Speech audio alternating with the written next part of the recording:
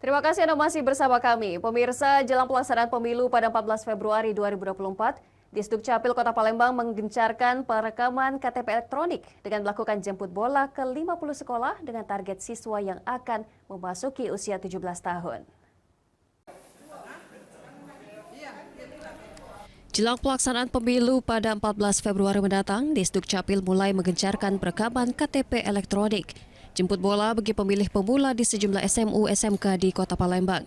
SMU Negeri 1 Kota Palembang menjadi sekolah pertama yang dilakukan perekaman. Gerakan jemput bola eKTP ini dilaksanakan dengan tujuan yakni mendekatkan pelayanan Disdukcapil kepada penduduk pemula di Palembang. Untuk di SMU Negeri 1 sendiri ada sebanyak 347 orang siswa yang mendapatkan perekaman eKTP bagi siswa yang akan memasuki usia 17 tahun. Disdukcapil akan berkeliling ke 50 sekolah yang ada di Kota Palembang dengan target perekaman KTP elektronik lebih kurang 20.000 dan hingga saat ini mencapai hampir tembus di angka 60%.